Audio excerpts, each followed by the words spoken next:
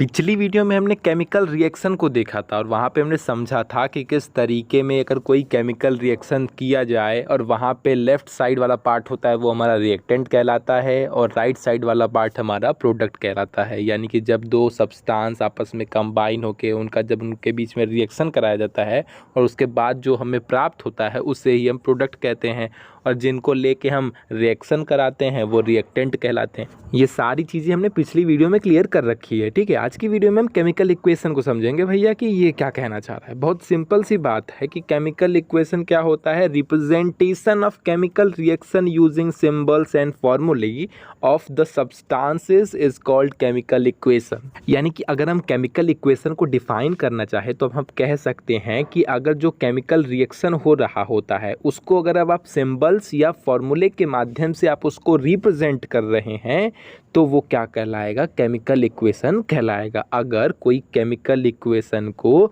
आप सिंबल्स और फॉर्मूले के बेस पर उसको रिप्रेजेंट कर रहे हैं, उसको शो कर रहे हैं, तो वही आपका केमिकल इक्वेशन कहलाएगा। एग्जाम्पल के तौर पे अगर A प्लस बी आपस में कंबाइन होते हैं और रिएक्शन करते हैं तो रिएक्शन के पास C प्लस डी बनता है। इस तरीके से आप यहाँ पे क्या कर रहे हैं, यहाँ पे आप सिंबल्स के माध्यम से आप उसको शो कर रहे हैं। और यहाँ पर A प्लस बी क्या है, ये हमारा रिएक्टेंट है और जब ये रिएक्टेंट आपस में रिएक्ट किए तो क्या बना, तो जो C प्लस डी है वो हमारा प्रोडक्ट है। वही चीज़ लिखा है in this equation A and B are called reactants and C and D are called the product. और जो इनके बीच में एरो है वो केमिकल रिएक्शन की डायरेक्शन को शो कर रहा है कि किस दिशा में, कौन से डायरेक्शन में केमिकल रिएक्शन हो रहा है। ये कॉमन सी बात है, इसमें कुछ नई चीज़ नहीं है। अब जरा A प्लस बी ये तो एक तरीके से सिंबल के फॉर्म में था ना, अब थोड़ा रिएक्शन यानी कि हम अपने केमिकल इक्वेशन के फॉर्म में भी देखते हैं कि क्या होता है। तो सीधी सी बात है, जब हाइड्रोजन ऑक्सीजन के साथ रिएक्ट करती है तो पानी बनता है। ठीक है, हाइड्रोजन ऑक्सीजन के साथ जब रिएक्ट करती है तो पानी बनता है। इस चीज़ को हम ऐसे भी लिख सकते हैं कि हाइड्रोजन प्लस ऑक्सीजन रिएक्ट करने पे क्या बना, वाटर बना।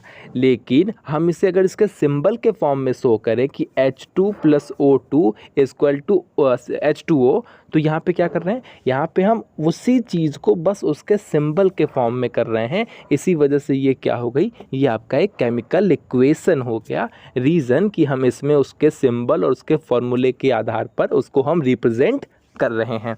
चलिए, तो ये हमने केमिकल इक्वेशन समझ लिया। अब हमें समझना है कि केमिकल इक्वेशन को कितने टाइप्स में बांटा गया है। 2 टाइप्स के होते हैं, एक आपका बैलेंस केमिकल इक्वेशन और एक आपका अनबैलेंस्ड केमिकल इक्वेशन। यानी कि एक तो जो केमिकल इक्वेशन रहेगा वो बैलेंस रहेगा, यानी कि जितने पार्टिकल या एलिमेंट इस साइड है उतने ही एलिमेंट उस साइड, या एटम्स जितने इस साइड है उतने ही एटम उस साइड भी रहेंगे। और जो अनबैलेंस्ड होता है उसमें एक साइड एटम्स अलग और दूसरे साइड अलग रहेंगे।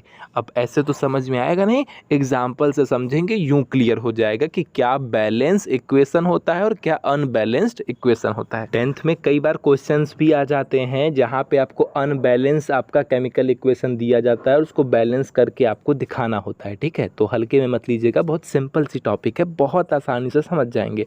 पहले समझिए बैलेंस वाला क्या कहता है। बैलेंस कह रहा है a balanced chemical equation has the number of atom of each element equal on both sides. यानी कि यहाँ पे जो भी एलिमेंट है उसके जो एटम्स की संख्या है वो दोनों तरफ बराबर होगी। एग्जाम्पल के तौर पे एक आपको रिएक्शन दिया गया है, Zn प्लस H2SO4 जब रिएक्ट करता है तो ZnSO4 प्लस H2 बनता है। ठीक है, यहाँ पे आप देख सकते हैं कि इस साइड Zn के जितने एलिमेंट थे उतने ही उस साइड भी हैं, या इस साइड हाइड्रोजन के जितने एटम थे उतने ही उस साइड भी हैं, और इस साइड SO4 के जितने एटम थे उतने ही उस साइड भी हैं। यहाँ पे Zn 1 है, वहाँ पे भी 1 है, वहाँ पे H2 2 है, यहाँ पे भी H2 है, और SO4 था, SO4 था। तो ये क्या है, ये एक बैलेंस क्या है, केमिकल इक्वेशन है। अब आप कहेंगे अच्छा ये तो बैलेंस है, अनबैलेंस्ड कैसा होगा, वो भी बताया जाएगा। ये क्या है, ये बैलेंस है। अगर ये बैलेंस नहीं होता तो पेपर में आपको अनबैलेंस वाला को आपका इक्वेशन दे देगा और बोलेगा कि आप उसको बैलेंस करके दिखाइए। ऐसा क्वेश्चन पेपर में पूछेगा। चूंकि इस जो आपका इक्वेशन है इसमें जिंक हो चाहे हाइड्रोजन हो चाहे सल्फेट हो, हाँ ये चीज़ दोनों साइड बराबर हैं, सो हम कह सकते हैं कि ये हमारा बैलेंस इक्वेशन है। लेकिन अनबैलेंस्ड होगा तो वहाँ पे क्या होगा उसे समझिए। तो उसमें सिर्फ इतना सा अंतर होगा कि उसमें रिएक्टेंट के साइड जो एलिमेंट की संख्या है वो अलग होगी और प्रोडक्ट के साइड जो एलिमेंट की संख्या है, मतलब एलिमेंट के एटम्स की संख्या है वो अलग होगी। ऐसे नहीं समझ में आ रहा है? अभी एग्जाम्पल के तौर पर ज़्यादा अच्छे से समझ में आएगा। देखिए अभी इंग्लिश में पढ़ देता हूँ। If the number of atoms of each element in reactant is not equal to the number of atom of each element present in the product then the chemical equation is called unbalanced chemical equation. अब example के तौर पे देखेंगे, ज़्यादा अच्छे से clear हो जाएगा, फालतू में ऐसे क्यों टाइप पास करना। तो एक एग्जाम्पल देखते हैं, ऐसे क्लियर हो जाएगा। इस तरीके की चीज़ों को क्लियर करने का सबसे अच्छा तरीका है एग्जाम्पल देखिए, topic clear. Fe plus H2O जब ये रिएक्ट करते हैं तो Fe3O4 प्लस H2O बन जा रहा है, ठीक है। अब यहाँ पे आप देख सकते हैं कि यहाँ पे जो भी चीज़ें लिखी गई हैं वो लेफ़्ट साइड में जो एलिमेंट के एटम्स की संख्या है और जो राइट साइड में एलिमेंट के एटम की संख्या है वो अलग अलग है। एग्जाम्पल के तौर पे यहाँ पे Fe यानी कि आयरन सिर्फ एक ही है, Fe यानी कि आयरन के सिर्फ एक ही एटम्स प्रेजेंट हैं।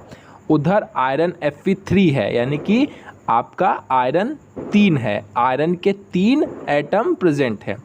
इधर H2 है, उधर भी मान लीजिए H2 है, लेकिन इधर O सिर्फ सिंगल है, उधर O4 है।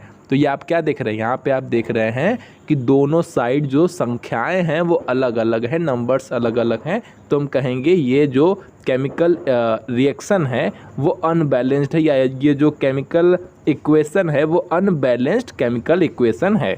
इससे नहीं समझ में आता है, एक और एग्जांपल ले लीजिए। Mg और जब O2 आपस में रिएक्ट करते हैं तो MgO बनता है। यहाँ पे आप देख सकते हैं Mg तो एक ही है, उस साइड भी Mg एक है, यहाँ पे O2 दो बार है यानी कि O2 के दो एटम प्रेजेंट है, वहाँ पे तो O2 एक ही है, मतलब O सिंगल ही है। तो बस यहाँ पे ऑक्सीजन के दो एटम प्रेजेंट थे, वहाँ पे ऑक्सीजन का एक ही एटम प्रेजेंट है। तो ये क्या है, धीरे धीरे हमें समझ में आ गया कि ये एक अनबैलेंस्ड केमिकल इक्वेशन है, क्योंकि उस साइड उनकी संख्या कुछ और है और इस साइड संख्या कुछ और है। अगर दोनों साइड संख्या समान होती, सेम होती, तो हम कहते कि ये बैलेंस्ड केमिकल इक्वेशन है। अच्छा, तो जब पेपर में जब आपको आता है तो वो अनबैलेंस्ड केमिकल इक्वेशन दे देता है और कहता है इसको बैलेंस करके दिखाइए। तो चलिए FeH2O वाला ये जो केमिकल इक्वेशन है जो कि अभी फ़िलहाल में अनबैलेंस्ड है, इसको हम बैलेंस करके आपको दिखा देते हैं। तो आप ऐसे समझ जाएंगे कि अगर ऐसा इक्वेशन आ जाए तो हमें किस तरीके से उसे बैलेंस इक्वेशन में चेंज करना है। आइए, सबसे पहला काम होता है जब हमें उसको बैलेंस करना होता है तो पहले देखना होता है कि किस साइड कितने कितने थे। सबसे पहले तो हमें यही समझ में आया कि Fe3 है, उस साइड Fe3 है, तो हमें इस साइड भी Fe को 3 बनाना है। ध्यान दीजिएगा, जब कभी भी हम कुछ ऐड करते हैं तो कभी भी हम उसके नीचे नीचे नीचे इस साइड में नीचे किसी भी एलिमेंट के नीचे ऐड नहीं कर सकते हैं।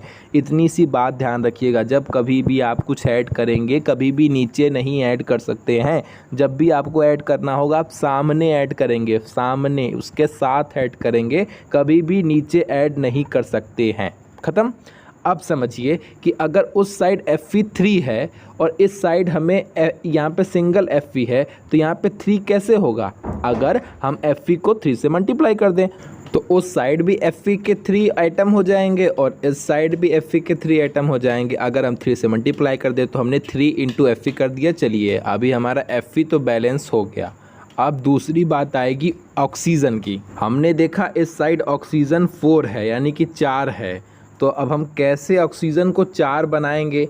और अगर हम O के नीचे 4, हमने आपको बताया है कि कभी भी हमें जब कुछ ऐड करना होगा बाहर से, हम जब ऐड करते हैं तो कभी भी नीचे ऐड नहीं कर सकते। तो हम 4 कैसे बना सकते हैं, ऑक्सीजन को 4 के मतलब ऑक्सीजन के 4 एटम कैसे बना सकते हैं, एक ही कंडीशन में, अगर हम 4 से मल्टीप्लाई कर दें तो H2O के बाहर क्या है, हम 4 से मल्टीप्लाई कर देंगे। लेकिन ऐसी कंडीशन में चलिए ऑक्सीजन तो 4 हो गया और वो उस साइड के बराबर भी हो गया, लेकिन हाइड्रोजन की संख्या बढ़ गई क्योंकि हाइड्रोजन के पास 2 पहले से था, बाहर आपने 4 से मल्टीप्लाई किया तो ये आपस में मल्टीप्लाई होके 4 2 जा 8 हो जाएंगे, यानी कि अब यहाँ पे हाइड्रोजन के 8 एटम प्रेजेंट हैं और उस साइड हाइड्रोजन के सिर्फ 2 एटम प्रेजेंट है, तो आपको उस साइड भी बैलेंस करना पड़ेगा। तो उस साइड भी आप H2 को 4 से मल्टीप्लाई कर देंगे, तब आप देखेंगे कि जितने इस साइड हो गए उतने ही उस साइड भी हो गए, तब जाके आप कहेंगे कि ये एक बैलेंस्ड केमिकल इक्वेशन है, क्योंकि Fe भी 3 हो गया, ऑक्सीजन भी 4 हो गया और आपका हाइड्रोजन भी 8 हो गया, जो कि दोनों साइड बराबर है। चलिए इस एग्जाम्पल तो समझ में नहीं आएगा, दूसरा देखिए। मान लीजिए आपने हाइड्रोजन लिया, यानी कि H2 और O2, हाइड्रोजन और ऑक्सीजन को लेकर आपस में रिएक्शन कराया तो आपका पानी बनता है, H2O बनता है। चलिए वो बात तो अलग है, लेकिन H2 और O2 यहाँ पे हाइड्रोजन के 2 एटम हैं, ऑक्सीजन के 2 एटम हैं, उस साइड H2O बन रहा है। हाइड्रोजन के तो 2 एटम हैं लेकिन ऑक्सीजन का तो एक ही है, तो ये बैलेंस नहीं है। ये क्या है? अनबैलेंस्ड केमिकल इक्वेशन है। तो मतलब सीधी सी बात है, आप इसको बैलेंस करके दिखाइए। कैसे करेंगे? सीधी सी बात, हमें सोचना है कि उस साइड ऑक्सीजन का 1 है और इस साइड ऑक्सीजन के 2 एटम है, कैसे हम उसको 1 से 2 बना सकते हैं। तो हमने सीधा सीधा देखा कि हम नीचे तो ऐड कर नहीं सकते हैं, तो सामने हम इसको 2 से मल्टीप्लाई कर देते हैं। लेकिन अगर हम 2 से मल्टीप्लाई करेंगे तो ठीक है, अब ऑक्सीजन के तो 2 एटम हो गए लेकिन हाइड्रोजन के तो 4 एटम हो गए, तो इस साइड भी आप 2 से, हाइड्रोजन में 2 से मल्टीप्लाई कर दीजिए तो 2 2 जा 4। तो अब देख लीजिए इस साइड भी आपके हाइड्रोजन के 4 एटम, उस साइड भी हाइड्रोजन के 4 एटम, ऑक्सीजन के 2 एटम, ऑक्सीजन के 2 एटम, हो गया बैलेंस। तो इस तरीके से केमिकल इक्वेशन जो कि अनबैलेंस्ड होता है, हम उसे बैलेंस करने का काम करते हैं और पेपर में ऐसे ही क्वेश्चन पूछे जाते हैं। 1-2 और कर लेते हैं, थोड़ा आसानी हो जाएगी। फिर अगली वीडियो में ढेर सारे एग्जाम्पल्स को भी सॉल्व करेंगे और साथ ही साथ आपका टाइप्स ऑफ केमिकल रिएक्शन भी देखेंगे। वहाँ पे कॉम्बिनेशन, डिकम्पोजिशन, हर तरीके के केमिकल रिएक्शन को समझेंगे, साथ ही साथ उसको एग्जाम्पल को क्लियर करेंगे, बिल्कुल बैठा देंगे।